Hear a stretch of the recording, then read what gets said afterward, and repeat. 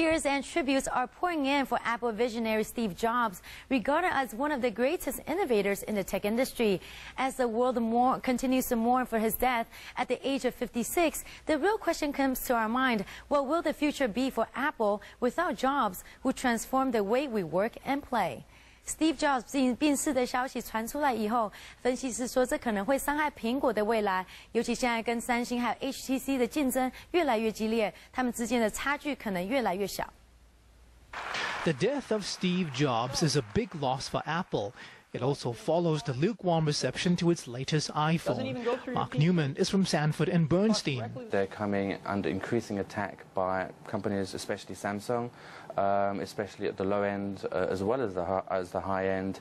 And I think that without Steve Jobs, this is actually going to become significantly worse for them to fend off. Shares of Samsung jumped over 4%, adding to Wednesday's 1.7% rise. Other Apple rivals like LG Electronics and Taiwan's HTC also soared in Asian trading Thursday.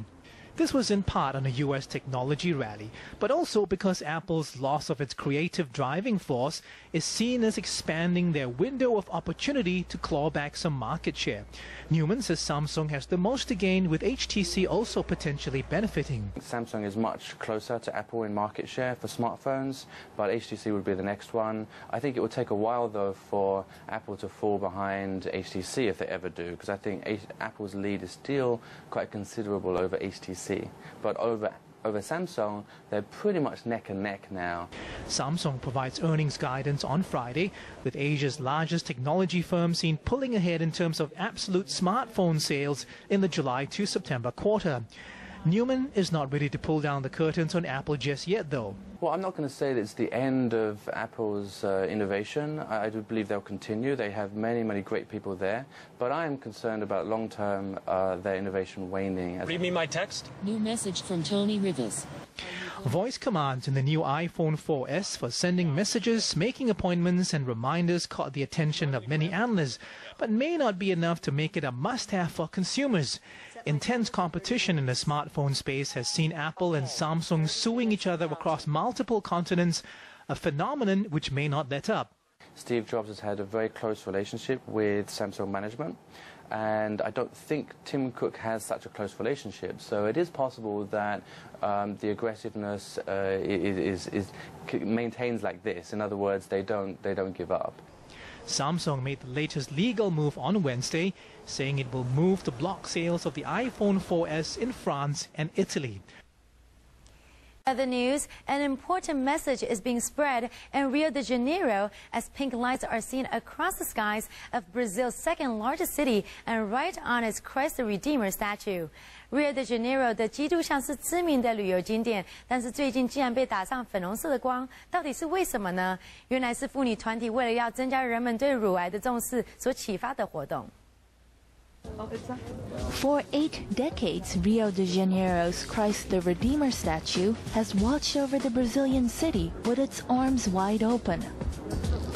The monument stands 130 foot or 40 meters tall and is the city's most iconic landmark. Today, a crowd gathered around its pedestal to witness an unusual event. As the sun began to set, the statue started to light up in pink to mark the start of Breast Cancer Awareness Month. Maria Calefri is president at a non-profit agency that fights the disease. We are trying to promote the use of mammograms and inform people that doing a mammogram is the only way to diagnose and to reduce mortality rates from breast cancer. Dubbed in Brazil as the Pink October Initiative, other events are planned to draw attention to breast cancer. Over the next weeks, landmarks around the world will display pink lights to raise awareness for the disease. World of entertainment, let's find out what's capturing the eyes of fashion lovers and why they are sitting upright. Away from the conventional runway, designer Marc Jacobs presents his Louis Vuitton Spring-Summer collection in a romantic and a fairy tale way. LV 推出了由 Marc Jacobs 设计的2012春夏新装，它将它对时尚的灵感透过旋转木马来呈现，整个秀就像童话般的浪漫又美丽。Marc Jacobs adds to the cycle of fashion. The American designer showed his spring-summer collection for Louis Vuitton on a white carousel, with models jumping off to take their turn on the catwalk. Suits were loose, chic, and in bright colors like yellow, mint green, and baby pink. However, heavier fabrics like crocodile on leather jackets and bags prevented the looks from becoming too bubblegum sweet. Jacob says he used the fashion carousel as a metaphor for the non-stop circular motion of fashion. I see this carousel in Paris at the Tuileries, and it reminds me of spring and summer and sort of what a lovely feeling. I mean, it's also a metaphor for, you know, the fashion that just goes around and around and it never ends, and something that's just continuous is such a pleasure because, you know, there is no end. It's just a beautiful ride. It's like a merry-go-round, you know. You just sort of delight in the simplicity of going around it. Jacobs is rumored to replace ousted designer John Galliano at the Dior. But if Jacobs knows where his fashion merry-go-round will stop, he's not saying. I don't have anything to say. I work at Louis Vuitton, and this was a Louis Vuitton show.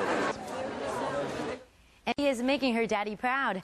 Singer Kylie Minogue has just collected an honorary doctorate in health science in her work in promoting breast cancer awareness. The Australian star, who was a victim of the disease 6 years ago, didn't forget to remind the photographer to snap good shots of her because she will be sending them home to her father, who always wanted her to finish university.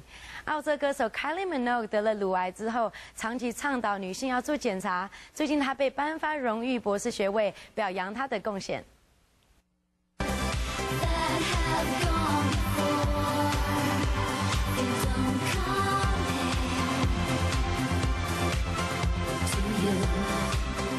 Australian pop princess Kylie Minogue was awarded an honorary doctorate of health science by Anglia Ruskin University in Eastern England for her work in raising awareness of breast cancer. The 43-year-old star, who was diagnosed with the disease 6 years ago, was given the all-clear in 2006 after chemo and radiotherapy. Minogue was credited for encouraging women to undergo screenings for breast cancer, along with her involvement in other associated charity work. When asked about her battle against breast cancer, she said she received love and support from a lot of people. It was a blessing and a curse because a lot of the media wanted to have more information than they received, but I did feel a lot of love from the public and you know, felt their support from total strangers, which was a beautiful thing. I found that one example, I was at a cafe and someone just came and gave me a flower, whereas normally people would ask for a photograph or an autograph or something for themselves, but I felt that people were being very generous with me at that time, so it was beautiful.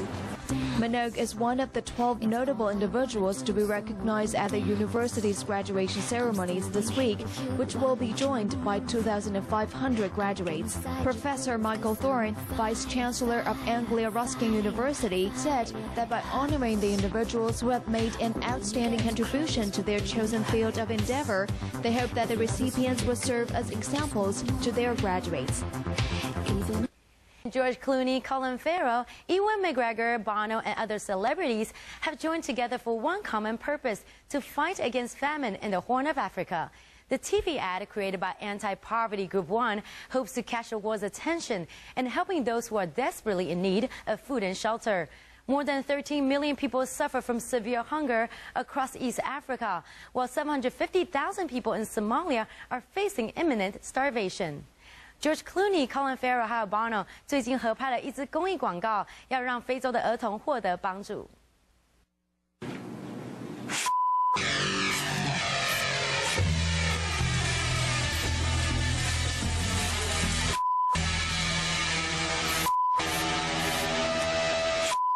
Famine is the real obscenity. Famine. Famine. Famine. Famine. Famine. 30,000 children Have died in 3 months. 30,000 children. In just 3 months. The worst drought in 60 years is devastating parts of Africa. And 12 million men, women, and children Are on the brink. In 2011? Really? Are you kidding me? Are you kidding me? We know how to stop this. We know how to stop. We know how to stop this. Early warning systems. Food reserves. Better seeds and irrigation. More peace and Security. Drought is an act of nature. Famine is man-made. Famine is man-made. Famine is man-made. Go to one.org. Let's put a end to famine. Come on!